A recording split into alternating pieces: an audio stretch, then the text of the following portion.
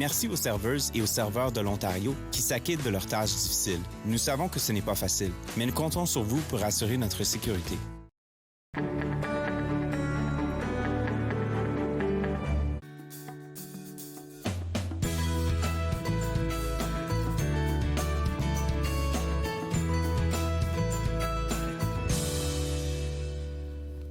Bonjour et bienvenue à Entre nous, exclusivement sur les ondes de TV Rogers. Je suis Claude Andrea Bonny. Je me ferai un réel plaisir de passer la prochaine heure avec vous. Aujourd'hui à l'émission, Jean-Paul Moreau nous partagera ses dernières découvertes musicales. On va ensemble apprendre davantage sur un beau programme de Bibliothèque et Archives Canada qui implique la communauté. Et tout de suite, pour commencer, nous parlons de la résilience avec notre coach de vie, Sylvie Lapointe. Et Sylvie, il faudrait dire que durant cette pandémie qu'on a vécu, là, c'est un mot qui est revenu beaucoup. Et pour toi qui es coach de vie, comment tu définirais la résilience?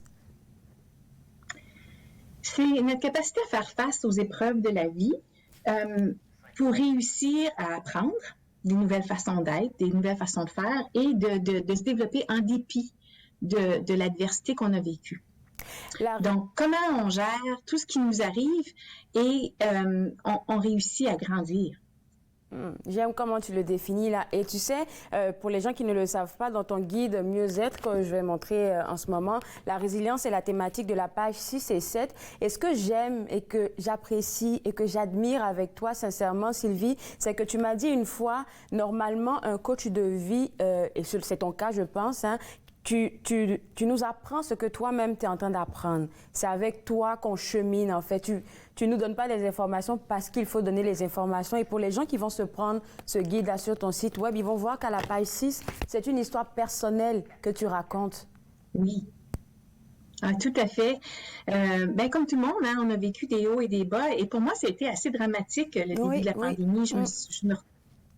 Je me retrouvais au Mexique pour célébrer les 90 ans de mon père. J'avais besoin d'une pause. J'avais un début d'année très, très difficile.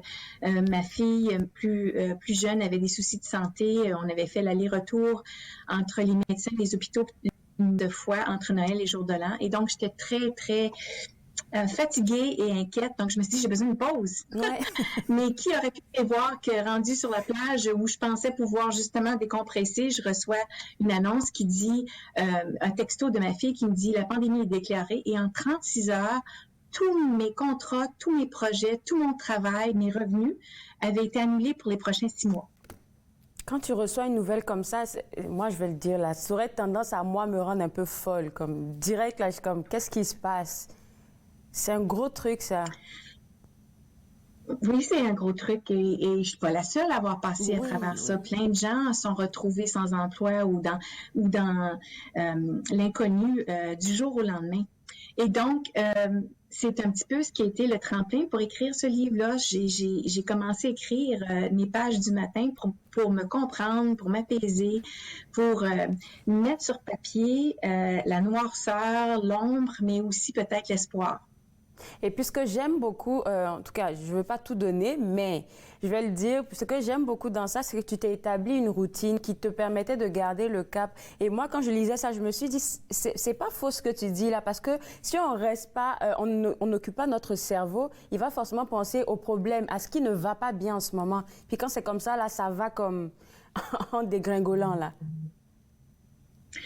Oui, et pour moi, et pour plusieurs d'entre nous, avoir une espèce de routine, avoir un encadrement à sa journée, ça nous donne une façon de s'enraciner. Et ce qui s'est passé pour tout le monde autour de moi, c'est que tout d'un coup, ce qui était connu, ce qui était su avant, était remis en question complètement. Donc, on se retrouvait dans un état là, juste d'ébullition. Et donc, pour moi, la routine, l'exercice physique, mes pages du matin, je me suis enregistrée à des cours de l'université de Yale, entre autres, sur la psychologie positive.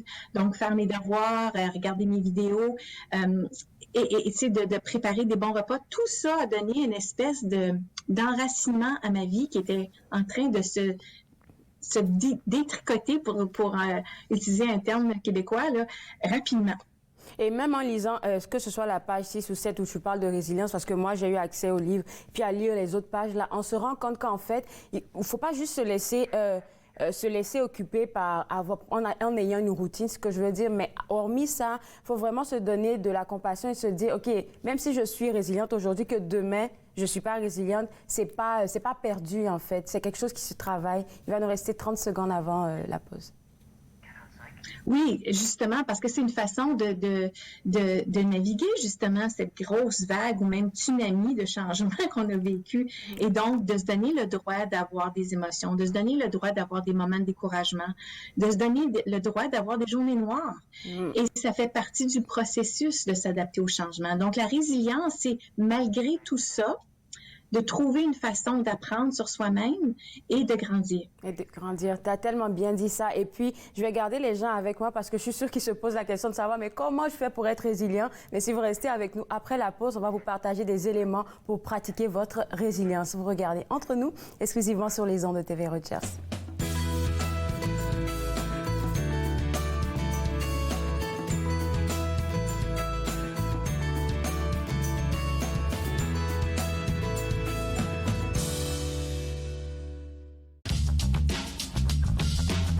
Cette émission est présentée par Télé Élan. Vous êtes enfin aux commandes. Pour en savoir plus, visitez Rogers.com.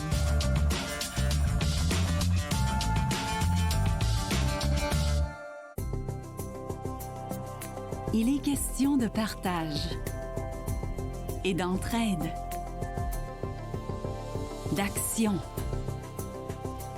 et d'appartenance, de profiter pleinement de la vie et de rire aux éclats. Nous sommes l'Arche Canada. Nous admirons et partageons tout ce que les gens ont à offrir.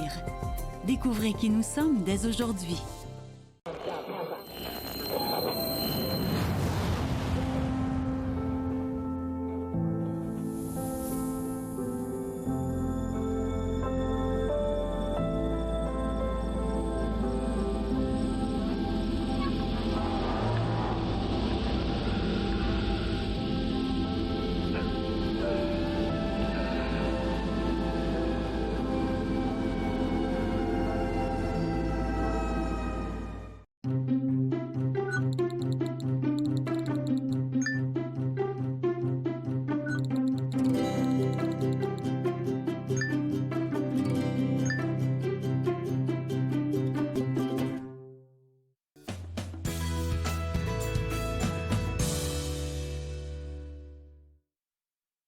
Entre nous exclusivement sur les ondes de TV Rogers, on parle toujours de résilience avec notre coach de vie Sylvie Lapointe et on vous a dit avant la pause qu'on allait parler maintenant des 10 éléments critiques permettant de développer la résilience et ces 10 éléments critiques là nous viennent du docteur Denis Charnier dont tu parles dans le guide. Et c'est qui ce docteur? C'est un psychiatre et un chercheur du Icahn, je ne suis pas sûre que je prononce ça comme il faut, Icahn School of Medicine au Mount Sinai des États-Unis. Essentiellement, il s'est intéressé à ce qui faisait que certains individus qui ont combattu dans la guerre de Vietnam ont pu s'en ressortir de façon plus positive que d'autres. Alors, qu'est-ce qui faisait que ces gens-là pouvaient naviguer cette expérience traumatisante de façon plus constructive, plus efficace que d'autres. Et donc, il a identifié dans son livre qui s'appelle The Science of Mastering Life's Greatest Challenge, donc la science de justement capitaliser sur les grands défis de la vie. Il a identifié 10 éléments, 10 facteurs qui font que certaines personnes sont mieux équipées que d'autres. Est-ce que, moi, je voulais te poser la question de savoir, parce que les 10 éléments, là, ce sont de très beaux éléments. Je me demande, est-ce qu'il faut absolument les avoir tous pour être une personne dite résiliente? Non, c'est justement la beauté de l'affaire, c'est que dépendant de qui on est, de nos talents, de nos intérêts, de nos forces, certaines choses vont nous venir naturellement, puis d'autres pourraient être des choses qu'on ajoute plus consciemment à notre routine pour nous équiper davantage. Alors, l'un de ces 10 éléments, c'est la spiritualité et j'aimerais qu'on parle de ça en premier. Pourquoi? Parce que les saisons précédentes, tu nous appelais à se recentrer, à méditer. Donc, je me dis que ça peut entrer facilement dans la spiritualité. Tout à fait. La spiritualité, non seulement est associée avec la résilience, mais elle est aussi associée avec la science de la psychologie positive comme un des facteurs qui nous aide justement à bâtir notre bonheur. Et donc, comment on définit ça? C'est différent pour chaque individu. Oui. Pour certains, c'est une religion plus organisée. Pour d'autres, c'est une façon de se recentrer, de se ressourcer à travers des techniques comme le yoga ou la méditation, etc. Mais c'est essentiellement de se rappeler qu'on est très petit essentiellement sur cette planète Terre et qu'il y a une force qui organise et qui détermine notre vie qui est beaucoup plus grande que nous. Les Premières Nations appellent ça Mère Terre ou l'univers ou bien Mère Nature, etc.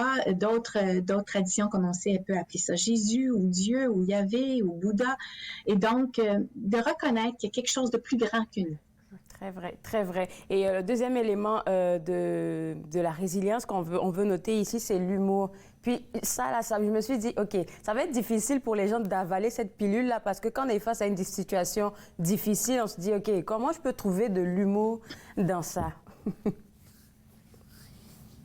Oui, bien, on a une collègue en commun, Linda Leclerc, qui nous enseigne comment justement cultiver notre sens d'humour. Et dans le fond, il ne faut pas se prendre trop au sérieux. De pouvoir injecter un petit peu d'humour, de voir ce qui est comique. Bon, OK, bon, je suis encore en train de paniquer, puis là, je suis dans les chocolats. OK, ben ça me ressemble, hein? Bon, ben, je vais en profiter, puis après ça, je vais passer à d'autres choses. Mes filles rient de moi parce que j'ai des cachettes de chocolat un petit peu partout dans la maison. Mais c'est pas des cachettes, apparemment, parce qu'il est pas donc, il rit de moi. Maman, je pense que c'est le temps des morceaux de chocolat pour que tu te calmes les nerfs un peu. Ça me fait rire. Et puis, en même temps que tu fais la parenthèse sur Linda, là, j'aimerais comme inviter les gens là, qui nous regardent à peut-être aller voir son site web. C'est yogadurire.com. Ils vont avoir plein d'éléments gratuits là qu'elle offre. Un autre élément que l'on veut parler qui concerne la résilience avec toi, Sylvie, c'est la capacité de faire face à sa peur. On a besoin de tes conseils, moi en particulier. Je prends mon stylo.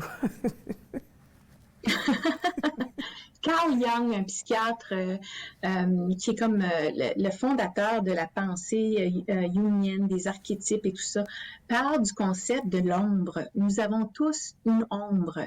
On a une ombre à l'intérieur de nous, puis il y a plusieurs ombres autour de nous. Et comment on fait face à nos peurs? Mais c'est un petit peu comme on fait avec nos enfants. On leur dit, non, il n'y a pas de fantôme, il n'y a pas de monstre en dessous du lit. Viens avec moi, on va avoir le courage de soulever les couvertures puis de regarder ensemble. Okay. Et donc, des fois, de faire face à nos peurs, c'est d'avoir le courage, 2, de se lancer un petit peu dans l'inconnu, puis de, prendre une grande inspiration. Et pour des plus grandes peurs, parce que, je connais bien ça aussi, les gens qui ont des phobies, les gens qui ont des anxiétés, des traumatismes, peut-être d'avoir le courage d'aller chercher de l'aide. Un thérapeute, un coach, un médecin ou un ami qui a le don de nous écouter sans nous juger.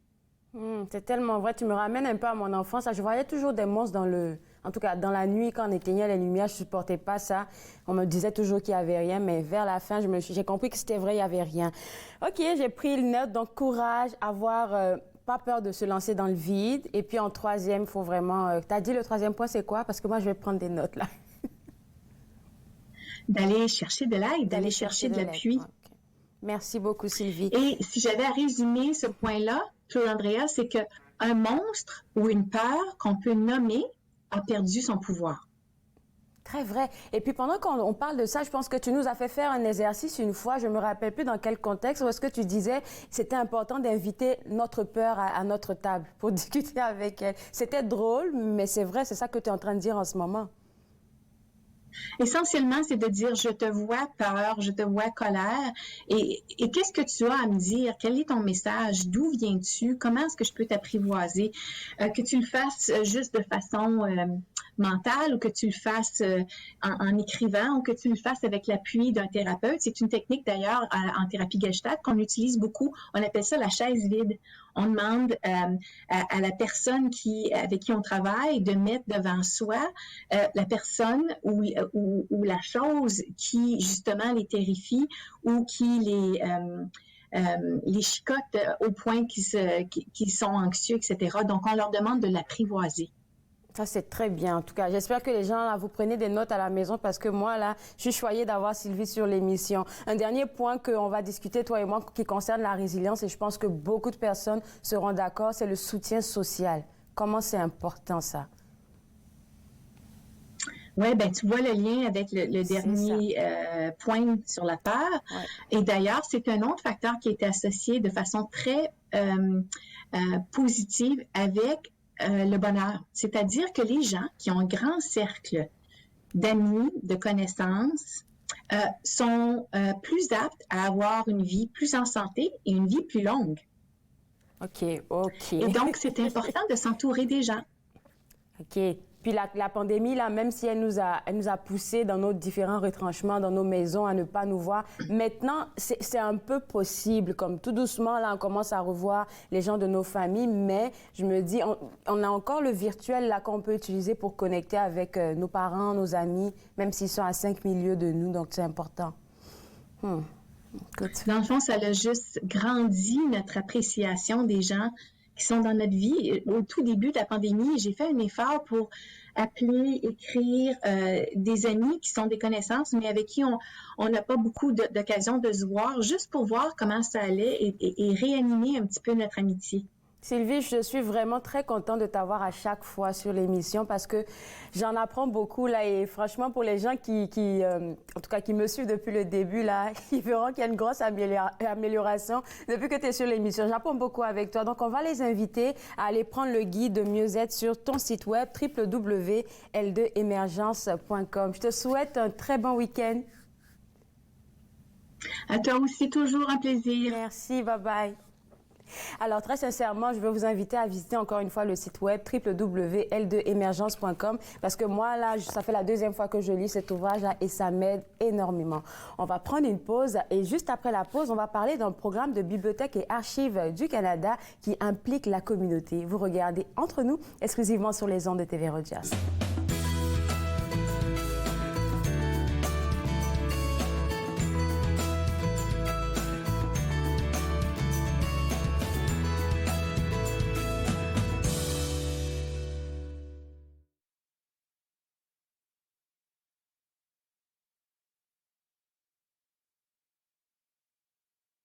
À ma famille du Canada jusqu'aux Antilles, j'aimerais partir direction vers les Caraïbes, soleil qui brille, esprit tranquille sur la chaleur dans cette ville que du bonheur. Oublie le passé et le futur, sois au présent car c'est moins dur. Que je t'ai vite, quitte avec moi, partout au loin, trouvons la joie.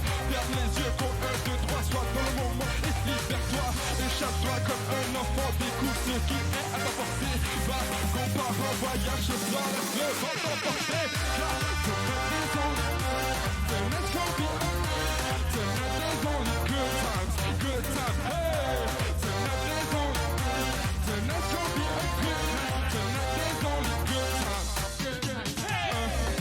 let's go, heureux, sans fardeau, soleil, sable chaud, fiesta au bord de l'eau, haute vibration, elle danse avec passion, elle, belle mademoiselle, regarde un peu comme une coccinelle, magie dans l'air, mais en l'air, connexion à l'univers, esprit zen, pas de peine, t'aimes, j'aime aucun problème, échappe-toi comme un enfant, découvre ce qui est à ta portée, va, combat en voyage, ce soir, laisse le vent t'emporter, car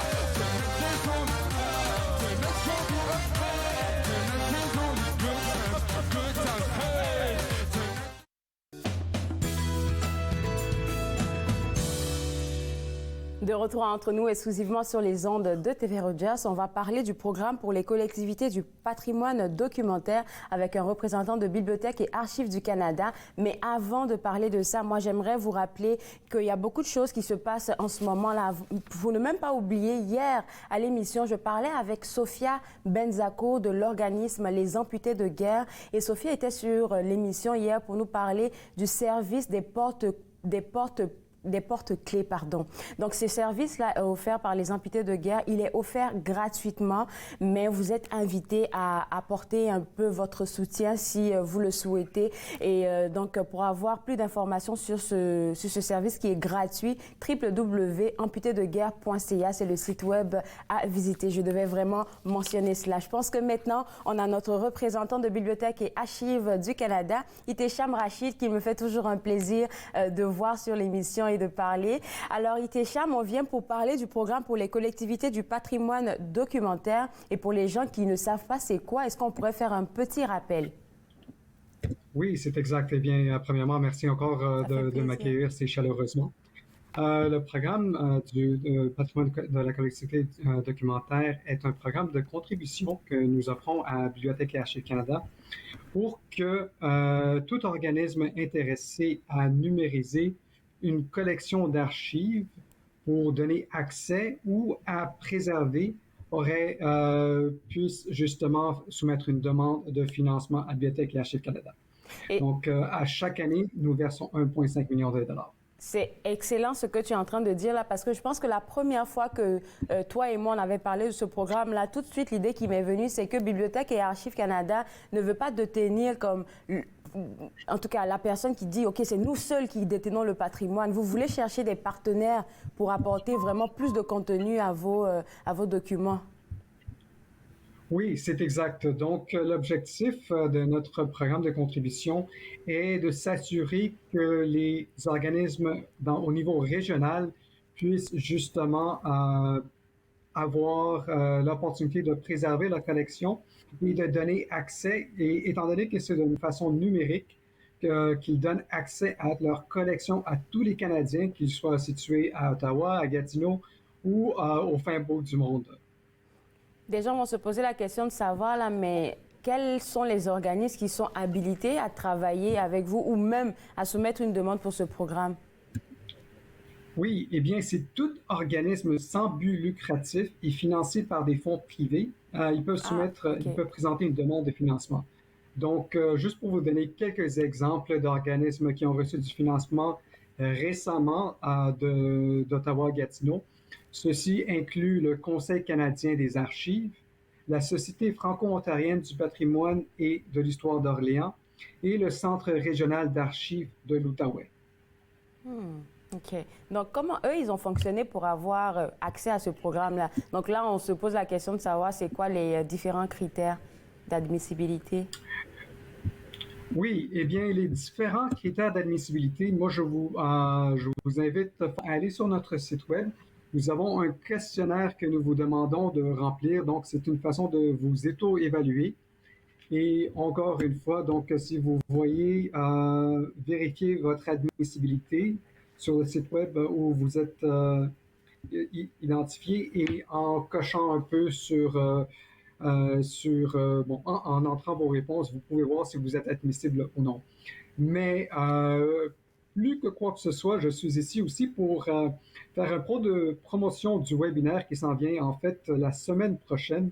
Donc, tout organisme qui est intéressé à soumettre une demande de financement, je vous encourage fortement à vous inscrire à notre webinaire qui sera donné le 8 novembre prochain entre 14h à 15h30 heure de l'Est.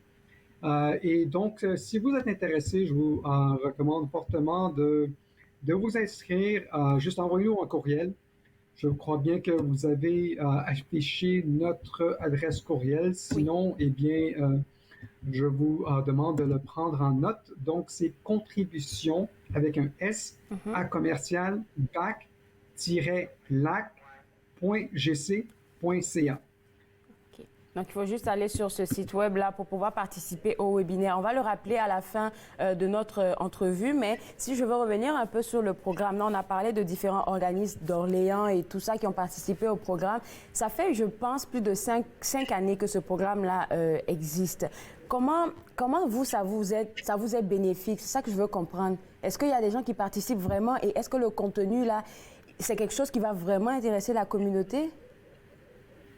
Le contenu intéresse beaucoup la communauté. Je vais vous donner un exemple très concret de, par exemple, une petite communauté dans les Maritimes qui avaient décidé de numériser des photos qu'ils avaient des membres de la communauté et ils avaient mis toutes ces photos sur Facebook et avaient demandé aux gens qui étaient intéressés d'identifier un peu leurs frères, leurs oncles, leurs grands-pères. Donc, ce que ça fait de sorte, c'est que ça a rassemblé vraiment les gens de la communauté.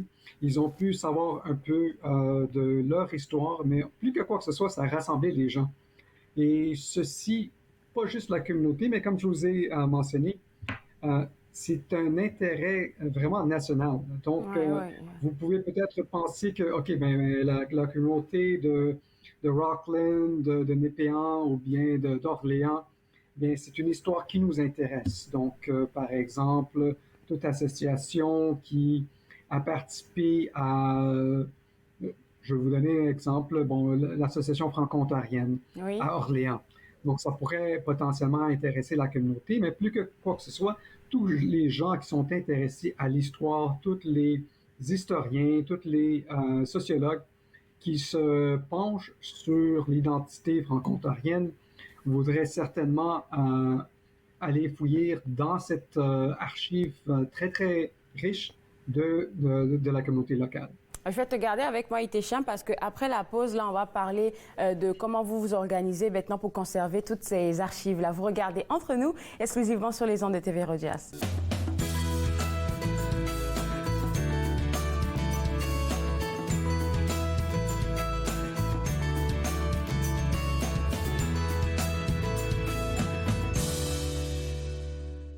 Elle a marché vers des chemins moins sombres, elle sait où elle s'en va. Elle a l'envie de regarder derrière. Elle a mis de côté toute sa misère. Oh, elle sait où elle s'en va. Les jours qui semblent pareils s'envolent en un instant. Les pensées qui nous réveillent nous empêchent d'aller plus bas. Elle se souvient d'avoir compté les heures. Elle se souvient d'avoir connu la peur. Elle oubliera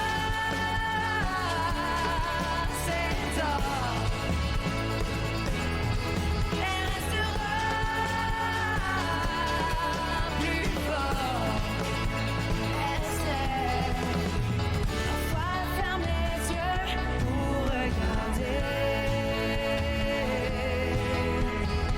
La vie qu'elle sait toujours imaginer.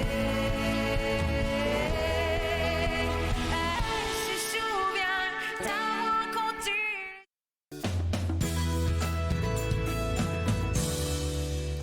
De retour à Entre nous, exclusivement sur les ondes de TV Rogers, nous parlons toujours du programme pour les collectivités du patrimoine documentaire avec Itesham Rachid de Bibliothèque et Archives du Canada. Et avant la pause, on a parlé des critères d'admissibilité, on a parlé des organismes qui peuvent déposer une demande et puis on a même pris des exemples. Puis moi, ma question aussi est de savoir, puisqu'on dit que c'est tous les organismes qui détiennent comme, je vais dire, des archives qui peuvent être bénéfiques pour la communauté, est-ce que, par exemple, les églises ou ce genre d'institutions-là pourraient aussi déposer une demande? Certainement, une église peut soumettre une demande et aussi pour aller au-delà des églises, il y a par exemple les communautés LGBTQ+, les communautés autochtones, toute communauté multiethnique. Donc, si vous pensez par exemple à la communauté éthiopienne de la région, à la communauté ukrainienne.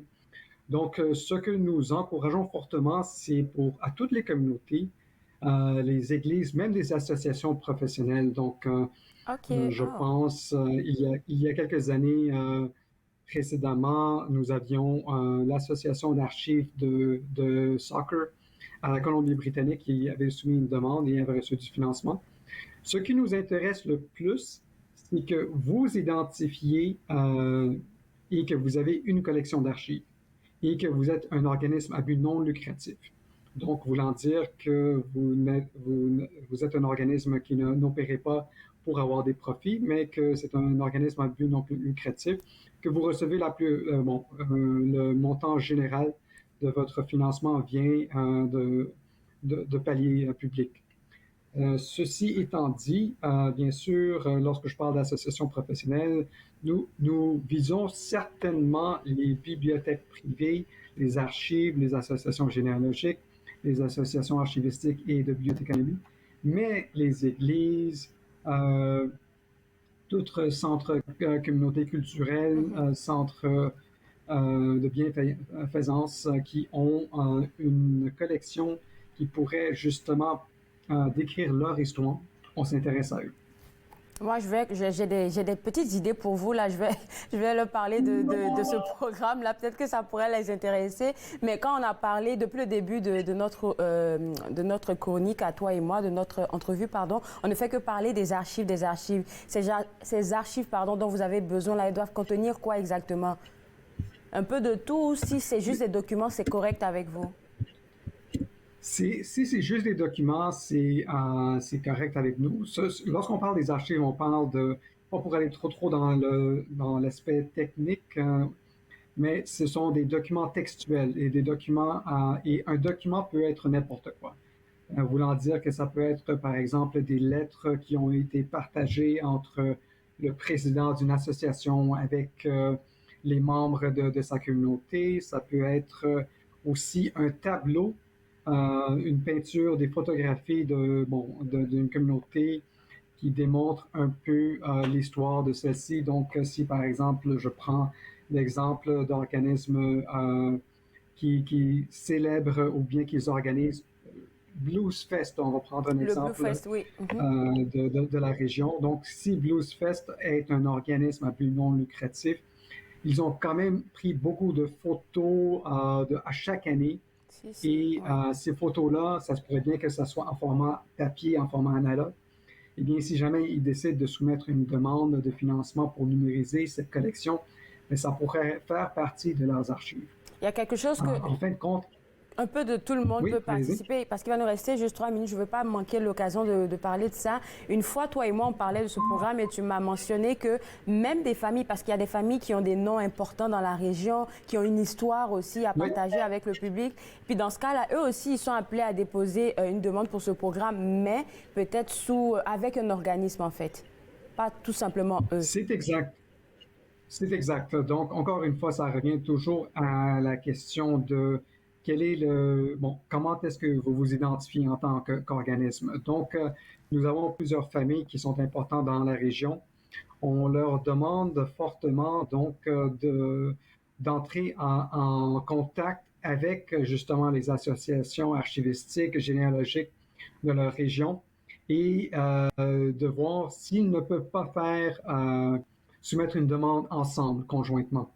Donc, souvent, ce qui arrive, c'est qu'on demande à ces familles de bien vouloir travailler avec leur communauté locale qui sont responsables des archives, de faire un don et de dire, écoutez, vous avez l'expertise et vous avez aussi les entrepôts pour préserver le tout, mais nous autres, on a la collection. Ensemble, nous pouvons soumettre une demande de financement à Bibliothèque et Archives Canada pour du financement, pour préserver en fait notre histoire. En tout cas, ITCHAM, c'est un très beau projet là. Et juste pour dire aux gens qui nous regardent que l'appel de proposition pour les projets vont débuter le 1er avril 2022. Mais on demande aux gens de commencer à soumettre des demandes jusqu'au 12 janvier 2022. Donc, c'est ouvert en ce moment.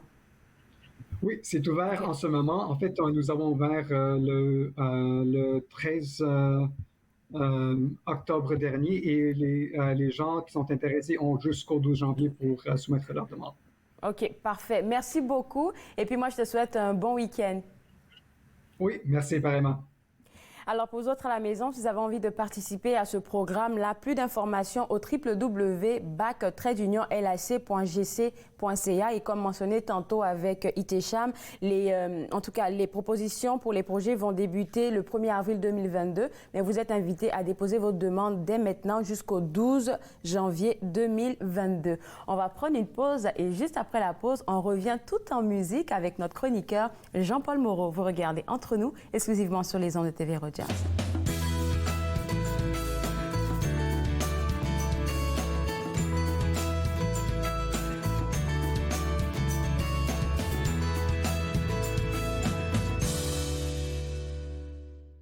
L'odeur de la vie, la beauté d'un dessert, un cœur sauvage, l'aveu à jamais, sourire caché, aventure de paix, le sang qui rêve sera voir le succès, de loin et de près, saison solitaire, confort sincère, amour sévère, soleil en arrière, le ciel à la mer, trésor découvert comme une fleur en hiver, conseil, mystère, confiance, rebelle, pure, dévotion, immortelle, essence nouvelle, bijoux, modèle, fidèle, petite perle, issue de compassion qui tue, confus, dépression en vue, perdu, délicat vécu, papa, où es-tu rendu?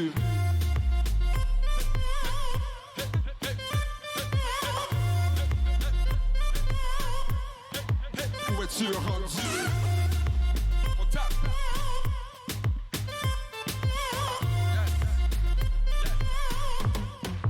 Où es-tu rendu? Irritable sur les moments tendres, petite leçon difficile à vendre, union difficile à comprendre, solitude que j'aimerais revendre.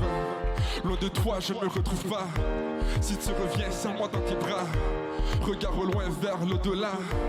Est-ce qu'un jour on se rêvera? Conseil, mystère, confiance, rebelle, pure, dévotion, immortelle, essence nouvelle, bijou, modèle, fidèle, petite perle, issue de compassion qui tue, confus, dépression.